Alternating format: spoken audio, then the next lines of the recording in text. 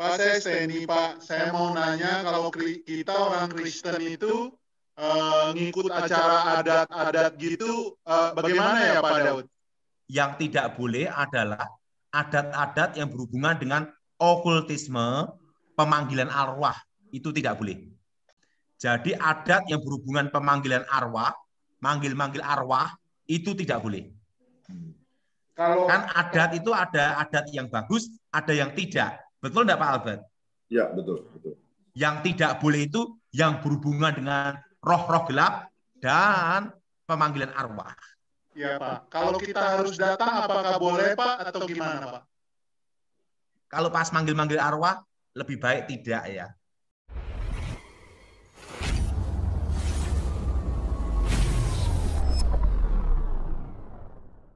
Shalom sahabat khotbah populer. Saya ingin menambahkan apa yang sudah ditanggapi oleh hambanya Evangelis Daud Tony terkait dengan adat istiadat. Bolehkah kita mengikuti adat istiadat? Itu pertanyaannya. Apa itu adat istiadat? Adat istiadat adalah tata perilaku atau perbuatan masyarakat yang diwariskan dari generasi ke generasi berikutnya atau turun-temurun. Ini berasal dari nenek moyang begitu. Dan adat istiadat ini sangat kaya khususnya di Indonesia. Banyak suku di Indonesia dan masing-masing suku punya adat istiadat masing-masing.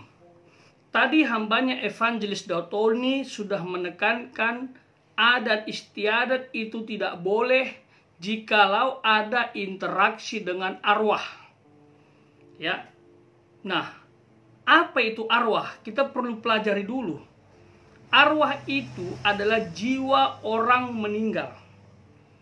Yang dipercayai orang meninggal lalu menjadi arwah. Itu arwah secara umum pemahaman di masyarakat. Nah, mengapa tidak boleh? Ya. Adat istiadat dilakukan jikalau ada unsur pemanggilan arwahnya. Karena dalam iman Kristen, arwah itu bukanlah jiwa orang meninggal, tetapi roh yang menyamar. Menyamar seperti atau seolah-olah orang yang telah meninggal itu. Ya, menyerupai orang yang sudah meninggal.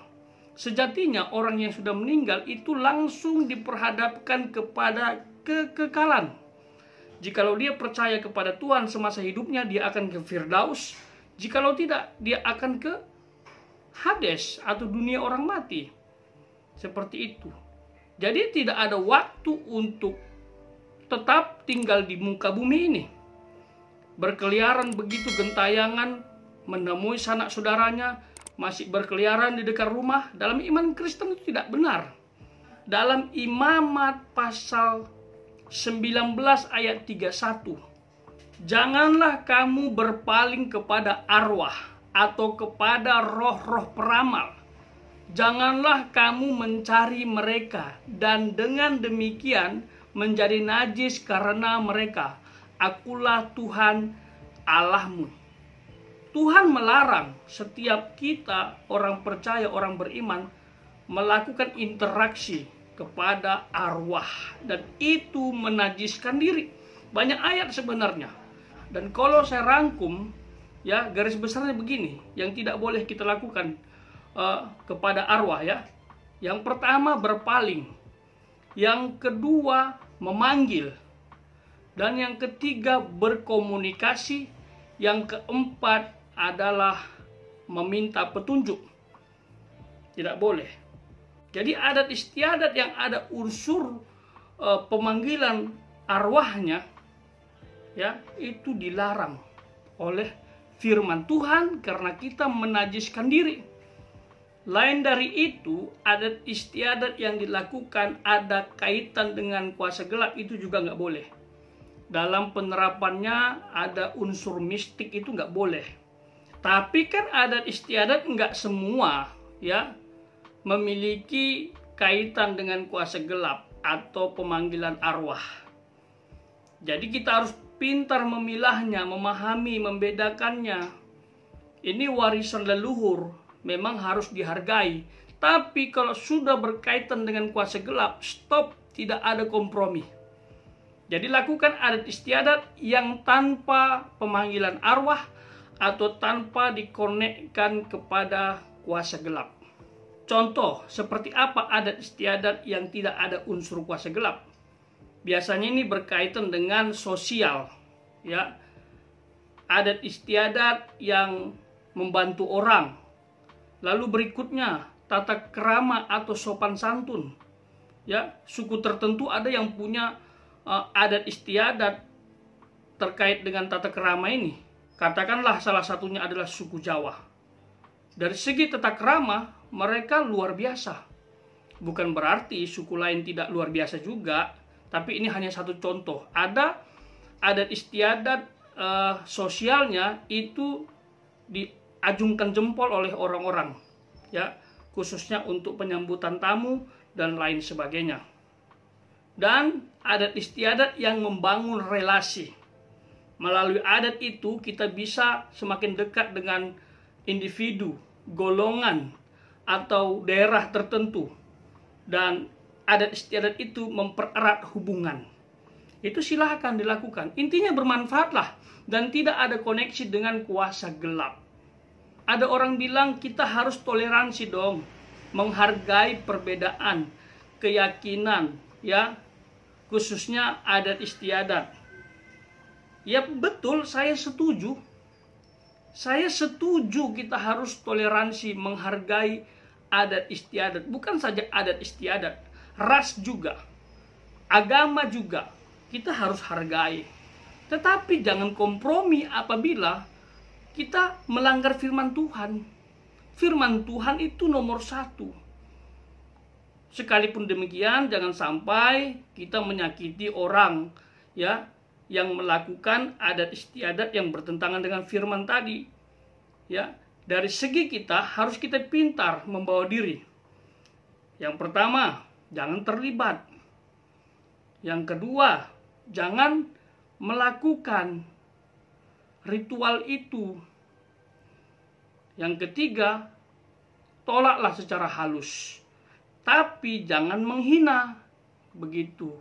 Karena kalau menghina, jatuh-jatuhnya intoleransi dan ujaran kebencian. Dan jangan juga sampai meyakini adat istiadat itu. Misalnya dilakukan, lalu ada unsur pemanggilan arwah gitu. Kita yakini bahwa itu betul-betul adalah orang yang pernah hidup itu. Datang begitu, lalu kita berinteraksi. Itu nggak boleh. Itu namanya sugesti.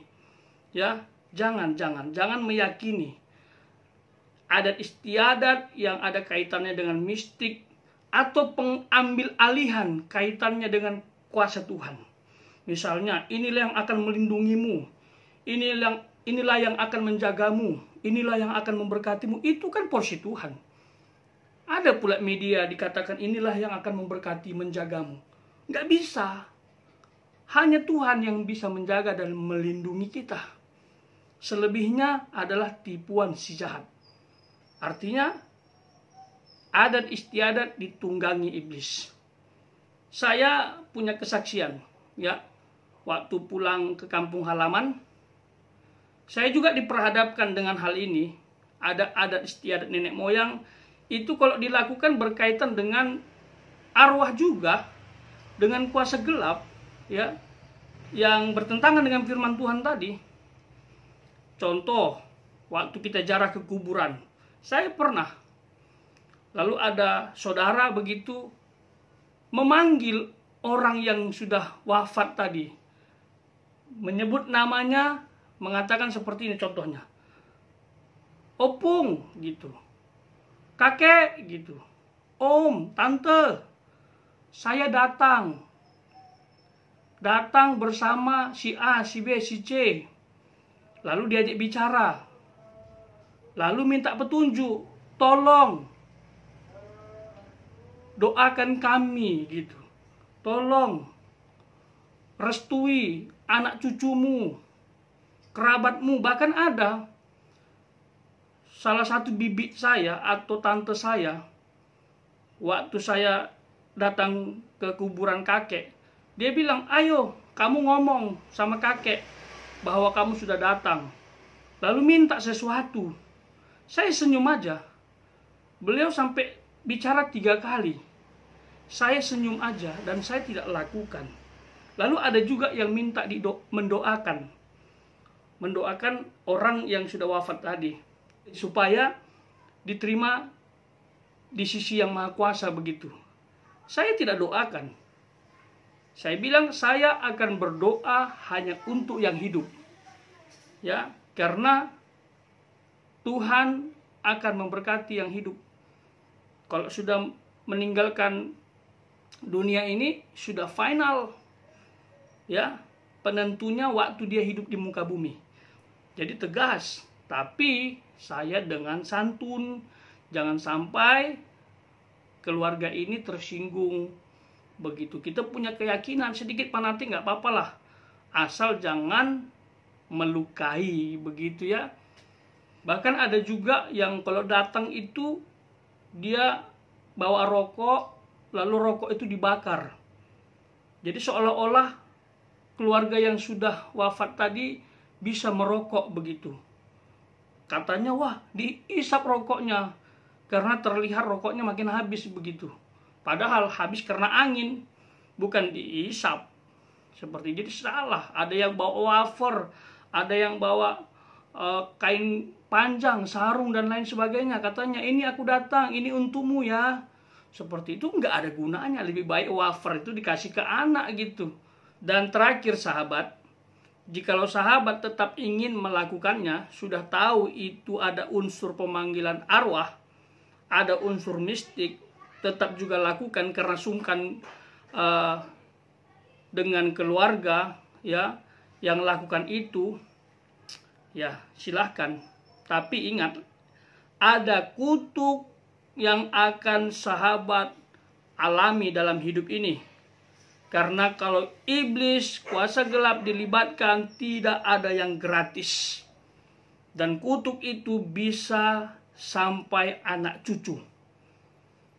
Itu. Jadi keputusan ada dalam diri sahabat dimanapun berada. Kalau saya ingatkan, datanglah kepada Tuhan saja. Lakukan apa yang Tuhan perintahkan, karena Dia sumber berkat. Jadi sekali lagi, mari koreksi diri kita supaya tidak najis di hadapan Tuhan. Tuhan Yesus memberkati.